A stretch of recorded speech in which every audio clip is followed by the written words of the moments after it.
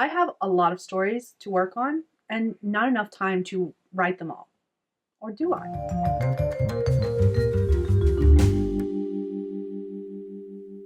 Hey Dragonlings, welcome back to my channel. If you're new here, my name is Skye. I'm a fantasy author who typically writes paranormal romance under the name Hegyes. In previous videos, I have discussed all of the projects that I want to write and the pen names that are under, as well as like what status they're currently in. There's a whole long series about that, and if you're interested in, I will leave a link to that in the description. But in today's video, we're going to be talking about how I managed to write all of these projects at one time. And if you're interested in following along my journey and seeing what I accomplish and how and when, feel free to subscribe to my channel. In the meantime, let's go ahead and talk about how I do everything that I do, basically. All right, I have a lot of stories in my repertoire. I recently did a whole series of videos, which I mentioned previously, and I finally added up all of the numbers to those stories, and there's a lot. Between all of the pen names, I have 19 series. I did not calculate how many books total there are across all the series. Editing Skye will put a number somewhere on the screen to show you exactly how many there are between all the series, but there are 19 series, with the shortest series being only 2 books long, but that's only one of the series. Most of them have 4 books or more in the series. On top of that, I also have 20 standalones that I want to write, and between all the short stories I have written and some that I still have ideas to write or I have to finish because I've started them but I haven't completed them, I have 282 short stories. Now this is just random short stories that I wrote 20 plus years ago all the way to now. The stories that are included in different series that I want to do, short story series that I want to do, as well as ones that were in different anthologies or will be in different collections going forward. So a lot of story ideas, a lot of stories. And the question I get all of the time is, how do I work on all the story ideas that I have? Short answer, I don't. Longer answer is that I get a lot of work done, followed by days, weeks, months, years, with nada. Like I don't do anything. I don't get it all done. But here's actually how I tackle a lot of what I do, because I do accomplish a lot, all things considered, especially when you think about how many story ideas I have and how many stories I've got going on and where they are at as far as like what stage they're at, whether they're outline, draft, idea, published, stuff like that. The first thing that had to happen is I had to shift my mentality. And this is something I'm constantly working on. It is a never-ending process for me. One of the things I had to accept is that stuff that worked in the past will not work now. And even stuff that works now, currently, will not work in the future. Like it's going to change. My process is going to be consistently shifting. So what we're going to be talking about is the flexibility in those plans and what I am currently doing as of now, with the knowledge this may change in the future, and the knowledge this is not how I've done it in the past as well.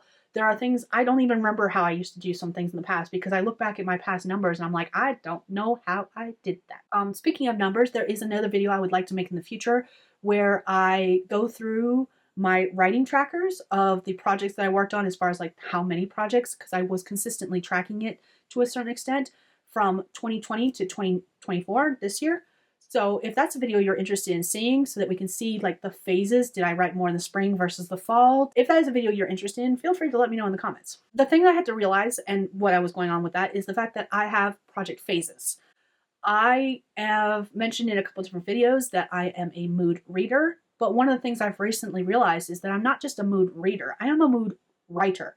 I call myself a binge writer because I tend to do a lot of writing all at once, followed by, I mentioned days, weeks, months, years without doing anything, and that is the truth. I am definitely a binge writer. I am definitely a mood writer because it's going to be whatever I feel like writing at the time I feel like it, whether that is romance, mystery, paranormal romance, fantasy. Like what I feel like writing changes just as quickly and just as often as what I feel like reading. I definitely have a problem with shiny project syndrome, whereas I get a new idea and I'm like, ooh, we must write that. I get a lot of ideas on a weekly basis, honestly. I get new ideas all the time. Most of my ideas come from different dreams I have. I've talked a lot about the fact that A lot of the story ideas I had were originally snippets of dreams and became short stories that then became series, that then became novels, that then became series. And that is absolutely true. I have a lot of my story ideas come from different dreams I have. But the other thing that I also get ideas from is reading books where I suddenly get the idea, I was like, I can do that better. This is how I would do it if I write it. And then I start with that theme, but it becomes a whole new ball game in the final rounds. Like when I change so much that it's not recognizable as that particular book anymore, or that particular idea anymore. The theme might be the same, but the characters, the story idea, the plot, all of that changes in the end. So that has a lot of effect on what I write, as well as the fact that different anthologies I've taken a part of have affected what I write. Like I'll get an idea and then that will morph into something more. Usually that's where a lot of my series come from. Like I'll put the short story in an anthology and be like, I want to continue that. I want to dive into this world more. I want to learn more about how these things work, how these characters tick and stuff like that. Another mentality shift that I had to make was the fact that I had to realize that writing the way I do, there is going to be a long period of time between when I get the initial concept for a story versus when I publish said story. With anthology submissions, that's a little bit of a different take. But for the most part, especially where my series are concerned, I have come to realize that ideas I had 10 plus years ago, I am just now finishing up and writing and publishing now. I've had to work on them off and on throughout the years in order to get them to where they are now. Whether that is because I didn't feel like I could write them back then, or I did write them, but I made so many changes and edits to the storyline that they have become a whole different beast nowadays. Either way, there are series now that I'm just starting to publish that have been in the works for 10 plus years. A lot of my story ideas, when I look back at my original notes that were probably written on paper that have been converted to computer, they're all notes that were written years ago. So a lot of the projects that I'm working on have been in the process for many, many years. It's not I've just been working on this for the past 6 months and now I'm ready to publish it. No, it's stuff that's been working on in the background for many, many moons. And that's one of the things I had to realize, and which also made me realize that writing probably will never be a career for me. I do have anxiety where finances are concerned. A lot of my anxiety comes from the fact that I worry about whether or not I will have enough to pay my bills and still be able to afford gas and groceries next month. When I hear stories of different full-time creators, full-time authors telling me that they made $20 this month versus $20,000 next month, that just makes my anxiety go, no, please don't do that to me. So one of the things I had to come to terms with was that unless something drastically changes in my life, writing will probably never be a career for me. It's just going to be a hobby. I do this for fun, which was actually a lot easier to think about once I came to accept the fact that there is going to be a long time between the initial idea and the publication of the stories that I write. It allows me to accept the fact that writing is just an outlet for me, whether that's for my emotions or to entertain myself first and then others afterwards. I came to realize that the stories that I write are for me, myself and I first and foremost. But someone was like, if you're going to write them, why don't you just publish them? You can entertain others too. And I'm like, bet, let's do it. And basically the concept is that I am writing the stories for me. As long as I'm happy with them, I don't care what other people really think about them. But if I can make some pennies here and there based on the stories that I write because other people are enjoying them as well, that's a whole other ballgame. So for me first, others second. If they like them, great. If they don't, that's okay. I like them. That's all I care about. And because of this, one of the things that I have joked about recently is that a lot of the stories that I've been working on for years and years are just now getting to the point where they're ready for publication. We're working on final edits. We're working on finalizing everything. And I'm going to drop a whole bunch of stories at once because they're all just now getting done to the point where they're ready to drop. And I know it.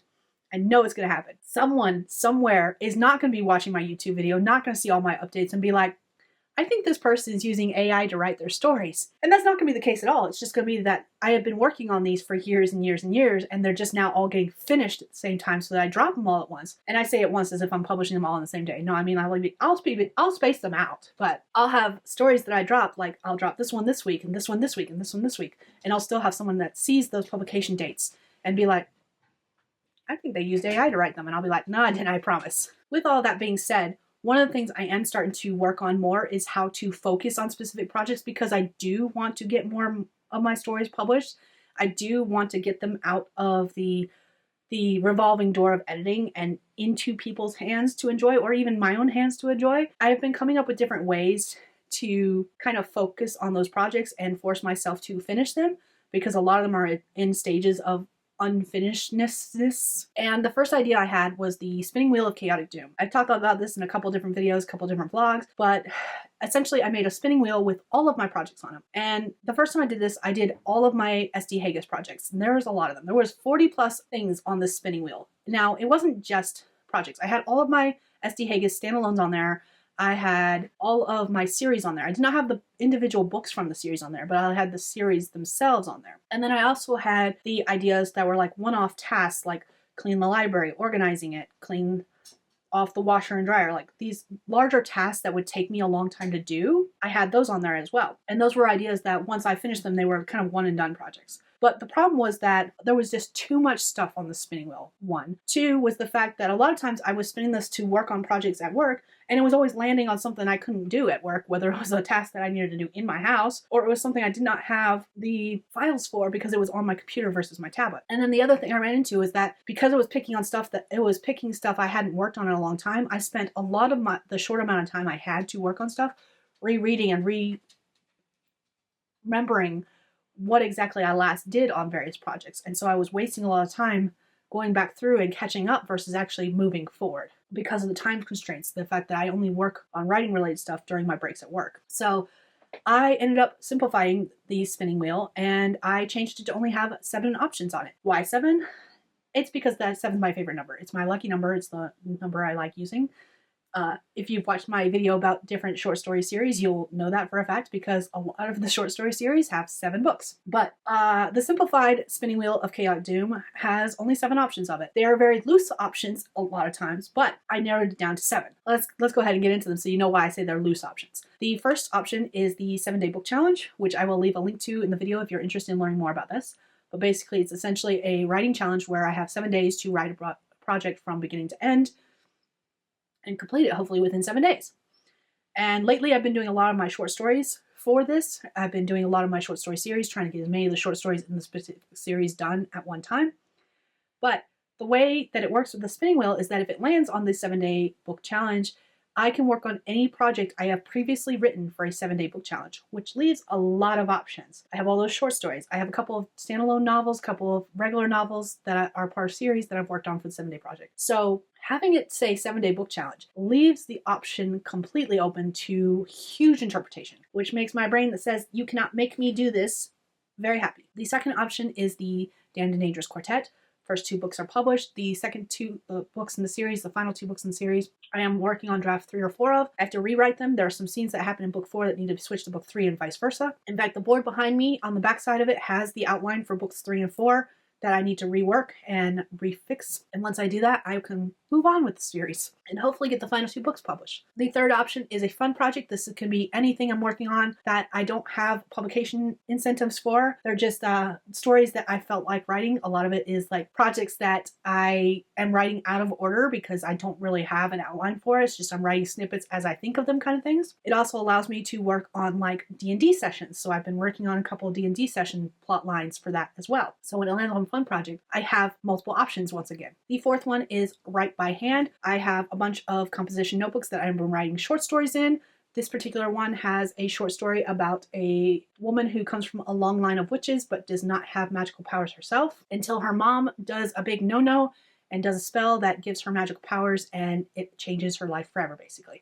And I'm currently working on that short story as well as a couple other short stories that are in different notebooks. But when I say write by hand, that's what I mean. And the reason they're in different notebooks is because I want to completely finish this short story before I write the next short story in this notebook. And I've got 3 notebooks going currently with different short stories that once I finish those particular short stories, I'll start the next one in the same notebook. The fifth option is Just One Bite, which is a standalone paranormal romance. It's a fated mates vampire story. It's the only one that doesn't have a wide range of options because it's literally just the one. And then the next one, number 6 option, is newsletter story, which again is the only option. This is a story I've been sending chapters to newsletter subscribers. If you sign up for my newsletter, you get a reader magnet of a short story that was originally supposed to be part of an anthology. But on top of that, my subscribers every month have been getting a chapter. They have not gotten one for the past couple months because they have caught up to where I've written, but whenever it lands on the spinning wheel, I'm working on the next few chapters to start sending to my newsletter subscribers again. There are 22 chapters planned. I think I'm currently on chapter 9, about halfway through chapter 9 as of recording this video. And then the last option, number 7, is shifters and mages. Again, multiple projects to work on with this as well because I'm trying to finalize everything for the publication of book 1 in December, but book 2 is currently with a professional editor and I'm waiting to hear back about that. I'm working on rewrites for book 3, and then book 4 is currently in need of a new outline because the original draft I have for that is gone. I had it completely written, but now the draft that's currently on my computer, I've got the beginning, the end, and some of the pieces in the middle, but it's not complete. It was originally like an 80,000 word story, and I have maybe 30K of it. So I've got to re-outline that, rework it, and rewrite it. But those are the exception options that are on the simplified version of this that still allows a lot of wiggle room. And then the exception is that if I get a new idea that goes along with a previous story or a previous series, no matter where it falls, whether it's on that spinning wheel or not, I'm allowed to work on that. And this was helpful, especially recently, when I started getting more and more ideas for the 5th book in the Fire and Brimstone series, which is about karma, and I was able to kind of get those ideas jotted down and evolve that into the story as well. And then I had another series called Willow Creek Shifters, where I came up with a snake shifter story idea. It was originally supposed to be like a standalone story idea, and then I was like, no, this will actually work in this series, in this world. So I kind of shifted that idea over from the short story area over into this series, and I was able to develop that a little bit more and work on that with this exceptional rule in place. Going back to the idea of how do I get it all done, and a lot of that is affected by my writing process, which again has changed over the years. And my current writing process is that I write a quick basic outline, which is usually just a bulleted list. I actually have been writing my outlines on note cards and following a couple of different like beat sheets from Romancing the Beat and Katie-tastic that I've been doing. Again, I've got some videos talking about that. They are just quick outlines that take me like a day or two to write before I move on in the process. One of the concepts also that I had to realize with my outlining process was the fact that I am definitely more of a plantser, meaning that I may do this entire outline and I may get an idea as I'm writing it that changes the entire outline to the point where I throw the rest of the outline out. It no longer matters because that idea changed everything moving forward. That's one of the things I've had to accept as well. The other thing I do is I tend to have to fast draft. It goes back to me being a binge writer and the fact that I will write a whole bunch followed by lots of nothing. And the reason I attempt to binge write and fast draft everything I'm working on is because once I lose my interest in that story idea, it does take me a while to come back to it. If I get as much of that story done as possible right then and there, it gives me a lot less to work on when I come back to it in the end, because of the fact that I'll have gotten a lot of that initial work done and all I've got to do is edit that, clean it up, and then finish it with however much is left. And it usually isn't, hopefully speaking, that much. And it makes my brain a whole lot happier. Because of all this, another thing I really like doing is I like doing different writing challenges. There are so many writing challenges. I do have plans to do a video where I talk about all the writing challenges I've attempted in the past and the ones I'm going to be doing in the future and a little bit of details about them. But I'm still putting together that list of writing challenges because there's been so many over the years. And thanks to all the fiascos going on with a specific organization, more are popping up every day. So I'm not quite ready for that video yet. But the different writing challenges definitely help me and my brain because it does allow me to do all of this writing. And it's not that I get burnout afterwards. It's just that I lose the motivation to work on that project. And I'll be working on different projects and I'll be doing other things. It's like that dopamine hit. All of a sudden that dopamine is gone, the serotonin's gone, and I'm like, nope, don't want to work on it anymore. So writing challenges definitely help with that. And I get a lot of work done in a short amount of time, followed by lots of nothingness. And I don't mean nothingness in the fact that I am not working on anything. I mean nothingness where I'm not working on that particular project. Because I'm always working on something. I don't have writer's block. I've got too many ideas to have writer's block. I always have something I want to work on. And then the final thing that goes on my writing process as far as like when I work on stuff is the fact that I have to block out my writing time. Recently, I have started making that during my work breaks. I have 2 15-minute breaks as well as a 30-minute lunch break. And I don't tend to eat while I'm at work other than snacking here and there on some things because I eat dinner before I go to work and then I eat breakfast when I get off kind of thing. So I don't generally eat during my shift at work. And because of that, I have more time to write. Overall, I get about an hour's worth of writing on a daily basis at work, give or take. And then sometimes I write during my live streams. Not all the time, especially recently. More often than late recently, I've been working on other projects during my live streams. But every once in a while, I get some writing done during my live streams. Or if I happen to catch someone else's live stream when I want to write, I'd work on it then. All this to say is that I have specific times that I do want to get some writing related things done. And I do have specific times when I am able to get writing related things done. So all of this to say is that I don't write all of the stories that are in my repertoire all at once. I Not anywhere close. I have phases that I go through where sometimes I'm working on this project and sometimes I'm not. And sometimes I'm not even writing. Sometimes I'm doing things on Notion. Sometimes I'm doing things with YouTube. It just varies, and I go where the dopamine wants me to, wherever it leads me to, basically. If you made it this far in the video, feel free to leave me a robot emoji in the comments, because I'm not kidding when I joke about people accusing me in the future of using AI to write, because I'm going to be publishing stuff boom, boom, boom, boom, boom. And my question for you today is, if you are like me and you write multiple story ideas, how do you work on all of them at once? Or if you are someone who only works on a single idea from beginning to end before you move on to something else, do you wish you worked on more ideas at once? Let me know in the comments below. Anyways, I will see you all in my next video where I do a cover reveal for Puck's Choice. That's coming out December 3rd of 2024. Bye, Dragonlings.